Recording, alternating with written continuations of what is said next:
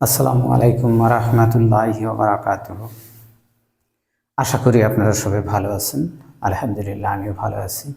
আজকে গ্রামারের একটি গুরুত্বপূর্ণ topic right form of verbs নিয়ে আলোচনা করতে যাচ্ছি।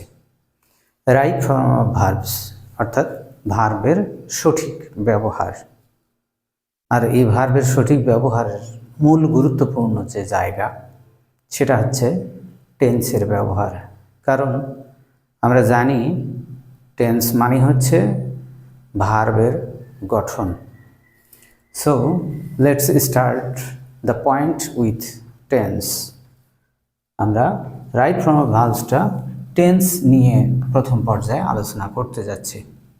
ওকে, আমরা জানি যে টেন্স তিন প্রকার, সেটা হচ্ছে প্রেজেন্ট টেন্স, ভার্বের 1 নাম্বার থাকে, এরপর আরও আছে, তারপরে পাস্ট টেন্স ভার্বের 2 নাম্বার থাকে, আর ফিউচার টেন্স মানে উইল এরপর ভার্বের 1 নাম্বার।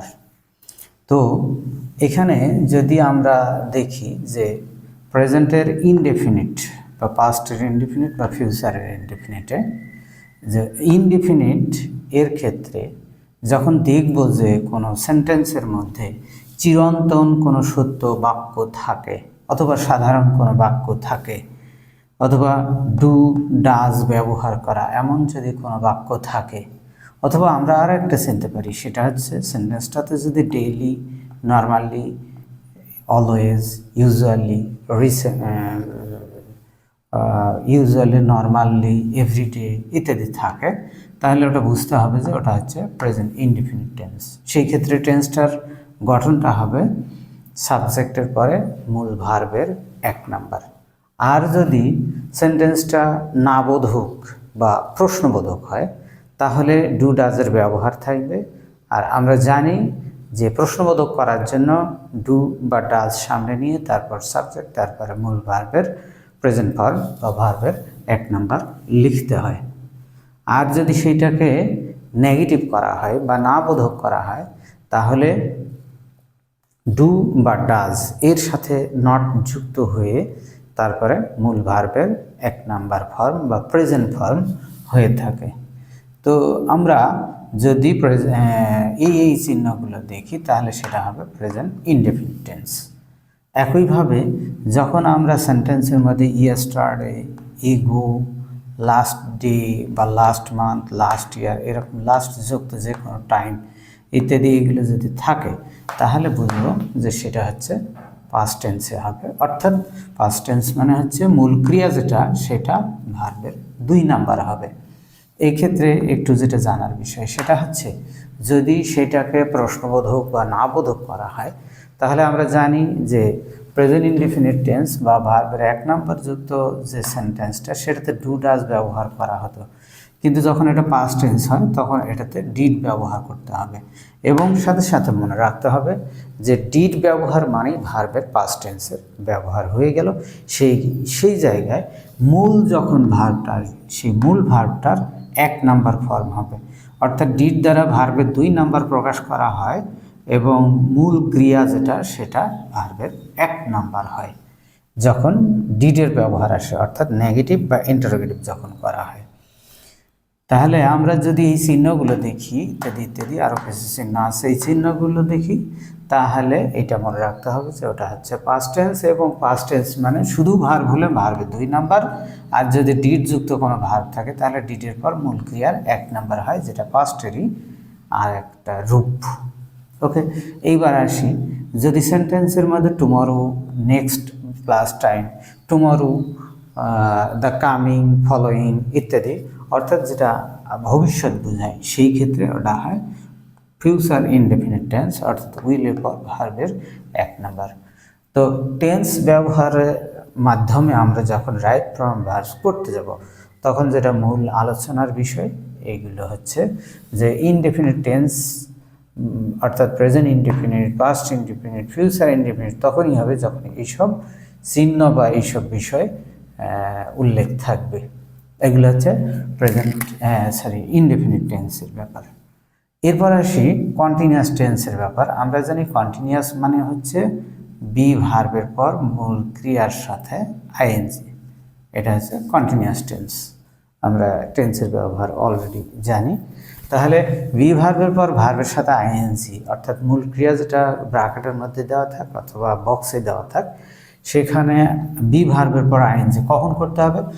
যদি now, at present, at this moment ইত্যাদি থাকে, সেই ক্ষেত্রে সেটা হবে প্রেজেন্ট কন্টিনিউয়াস টেন্সের গঠন অনুযায়ী, অর্থাৎ এম ইজারের পর ভার্বের সাথে আইএনজি হবে। এটা হচ্ছে প্রেজেন্ট কন্টিনিউয়াস। তাহলে now, at present, at this moment ইত্যাদি থাকলে হচ্ছে প্রেজেন্ট কন্টিনিউয়াস, অর্থাৎ বি ভার্বের মানে এম ইজারের পর ভার্বের সাথে আইএনজি হয়। আর যখন আমরা দেখব যে সেটাতে দেন থাকছে অথবা অ্যাট দ্যাট মোমেন্ট থাকছে অথবা এরকম যদি চিহ্ন থাকে, বিশেষ করে এই দুটোই দেখা যায়, দেন অথবা অ্যাট দ্যাট মোমেন্ট ইত্যাদি থাকে, তাহলে ওই ক্ষেত্রে সেটা হয় বি ভার্বের পর আইএনজি। তার মানে পাস্ট টেন্সের বি ভার্ব মানে হচ্ছে ওয়াজ আর, অর্থাৎ ওয়াজ আর পর ভার্বের সাথে আইএনজি হয়। আর এটা ফিউচারের গঠনে সাধারণত রাইট ফর্ম ভার্বসে দেখা যায় না। এরপর আসে পারফেক্ট টেন্স। কখন পারফেক্ট টেন্সের গঠন অনুযায়ী রাইট ফর্ম ভার্বস করতে হবে? যখন সেন্টেন্সের মধ্যে আমরা জাস্ট দেখতে পাবো, রিসেন্টলি দেখতে পাবো, লেটলি, অলরেডি, এটা হচ্ছে অলরেডি, নেভার, ইয়েট ইত্যাদি চিহ্নগুলো যখন আমরা দেখতে পাই, সেটা হয় পারফেক্ট টেন্সের গঠন। আর পারফেক্ট টেন্সের প্রেজেন্টের ক্ষেত্রে গঠন হচ্ছে এখানে কি হয়, হ্যাভ প্লাস ভার্বের 3 নম্বর, অর্থাৎ মূল ক্রিয়াটার পূর্বে হ্যাভ বা হ্যাজ বসে তারপর মূল ক্রিয়া 3 নাম্বার বসে। এইভাবে আমরা পারফেক্ট টেন্সের প্রেজেন্ট পারফেক্ট টেন্সের গঠন করব। আবার যদি আমরা এটাতে দেখি যে এটার সাথে অর্থাৎ এখানে আরেকটা জিনিস আমি দিতে ভুলে গেছি, সেটা হচ্ছে বিফোর অথবা আফটার। এই বিফোর অথবা আফটার উল্লেখ থাকবে এবং সেইটাতে 2টা টেন্স থাকবে, বিফোর অথবা আফটার উল্লেখ থাকে। যদি কোনো সেন্টেন্সের মধ্যে দেখি যে বিফোর অথবা আফটার আছে, তাহলে বুঝবো যে এটাতে 2টা সেন্টেন্স থাকবে এবং 2টা সেন্টেন্স, একটা হচ্ছে মূল ক্রিয়ার 2 নাম্বার আর আরেকটা হচ্ছে হ্যাড প্লাস V3, অর্থাৎ বিফোরের পূর্বে একটা পরে একটা, অথবা আফটার থাকলে আফটারের পূর্বে একটা পরে একটা।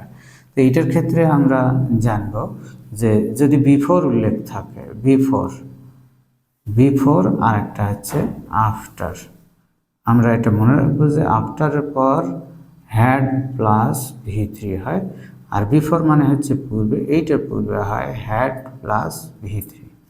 তাহলে বিফোর থাকলে এখানে হ্যাডের ব্যবহারটা পূর্বেই হয়, আর আরেকটা আমরা স্বাভাবিকভাবে জানবো যে পাস্ট টেন্স হয়। তাহলে এখানে বিফোর যদি থাকে তাহলে হ্যাডের ব্যবহারটা আগে হয়, তারপরে ভার্বের 2 নাম্বার হয়। আর যদি আফটার থাকে হ্যাডের ব্যবহারটা পরে হয়, হ্যাড প্লাস V3 পরে হয় এবং V2টা সামনে হয়। এইটা একটা গঠন অনুযায়ী, অর্থাৎ রাইট ফর্ম ভার্বসের ক্ষেত্রে টেন্স থেকে যে মূল পরিবর্তনগুলো বা টেন্সের কোন টেন্সের ক্ষেত্রে কোন ধরনের ভার্বের রাইট ফর্ম করতে হয় সে বিষয়ে আমি এই পর্যন্ত আলোচনা করলাম। এরপর আমি অন্যান্য যে অর্থাৎ ফাইনাইট নন ফাইনাইট ভার্বের উপর ভিত্তি করে যে রাইট ফর্ম ভার্বস আছে সেগুলো নিয়ে পরবর্তী ভিডিওতে আলোচনা করব। সে পর্যন্ত আপনারা সবাই ভালো থাকবেন। আসসালামু আলাইকুম ওয়া রাহমাতুল্লাহি ওয়া বারাকাতুহু।